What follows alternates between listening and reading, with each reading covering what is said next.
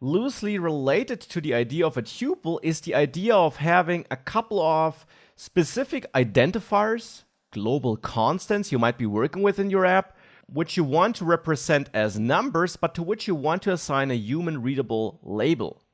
And for that, you have the enum type. Again, that does exist in some other programming languages. JavaScript doesn't know it though. It looks like this. This is how you create an enum. You use the enum keyword, which only exists in TypeScript world, not in JavaScript.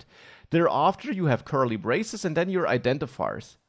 And this type, which is added by TypeScript, gives you an enumerated list. So these labels are in the end just translated to numbers starting at 0, where you have human-readable labels you can work with in your code. To show you an example, let's go back here to our person with its role. I'll copy that code and then comment it out because I'm going to change it a bit.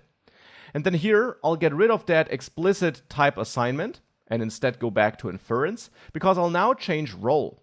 And now let's say we want to have an admin, an author, and maybe a read-only user. The admin should have an ID of 0, read-only user has 1, author has 2. Now, of course, we can store that exactly like this with these numbers. One downside is that we can also add a number for which we might not have a role. And if we then later in our code try to extract a role and use an if check, this might lead to errors. And in addition, we as a developer have a hard time to understand which role this user has. Was 2 the author or was it the read-only user? You might forget this after making longer pauses, when working in bigger teams, and so on. So as a developer, we might want human-readable identifiers, something like admin and read-only user, something like that. Now, of course, we could use that. We could work with such string values.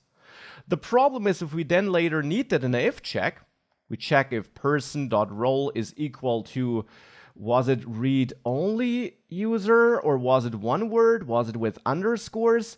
You see, then we have to remember how we wrote these strings, which exact text we have in there. Because this string with the dashes between the words is of course not the same as this string. So here we would never make it in there. Is read-only if we try to compile and print that because, well, the check simply doesn't yield true. We don't have that as a role on person, hence we don't get the output here in the console. So string identifiers also have downsides. Now for such scenarios, it's quite common in JavaScript to define global constants, for example admin, which then hold certain values like numbers or strings. Both is possible. Numbers, of course, can save us some extra code and bits in memory. And there we might have admin, read-only, and author, like this. And down there, we then just have to use that role. Now, the advantage of that is that we can use this everywhere in our code. And therefore here, for example, if I run this code, if I compile it, and then we let this reload, we see is admin here. So this works, and this is a common pattern in JavaScript. Downside is that now again, role is inferred to be just a number. So we could store any number in there, even a number which we don't support. And in addition, we have to define all these constants. We have to manage them. This is where an enum can save us work. This is totally fine, but an enum makes it easier. We create an enum with the enum keyword. We can name it role. Convention is to start with an uppercase character because an enum also is a custom type. It's your first custom type. You're going to write many more in this course. This is the first one. And then after the name of the type you want to assign to this enum, you add curly braces, just like that. No colon, no equal sign, just curly braces after the name. Then a semicolon. And now in here, you can assign your values like admin, read-only, and author. And behind the scenes, this here receives the number 0, this here number 1, this here number 2. And then here you can access role.admin, like on an object, you access your identifier, and you can use that anywhere else in your code as well. Here we can check if the role is author, and then print author. And of course, we shouldn't see that if I run that now because we assigned a role of admin here. But the key takeaway is that we did all of that with the help of the enum, which assigns labels to numbers. If we have a look at that in JavaScript, so in the compiled code, We see this is how it's rebuilt. In the end, it's rebuilt with a iffy here, so a function which executes itself. And role here simply is managed as an object in the end, which has an admin property, a read-only property, an author property, where we then store our number values here, you could say. So it's a bit more complex than that, but that's what TypeScript in the end does here to replicate this enum construct in JavaScript code when it compiles the code.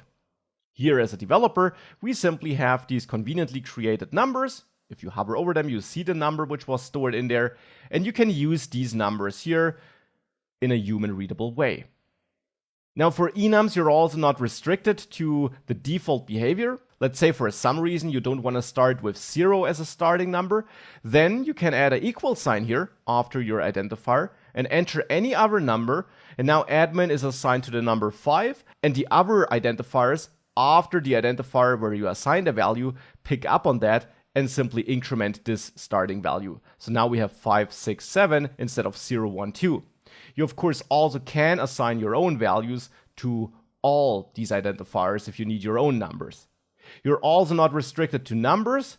You can also go with text here or even mix it like I'm doing it here. Anything goes there, but often the default of incrementing numbers that start at 0 is what you want. But if you need a different behavior, if you wanna use a string in here and then a number here and here a number as well, or maybe another string, then you can absolutely do that. The advantage is you define it up there, and then thereafter you always just refer to your role type, to this custom type you created, to this custom enum you created, and you use that in your if checks, in your type assignments, and you're good. That's the power of the enum, and it's a great construct whenever you need identifiers that are human readable and have some mapped value behind the scenes.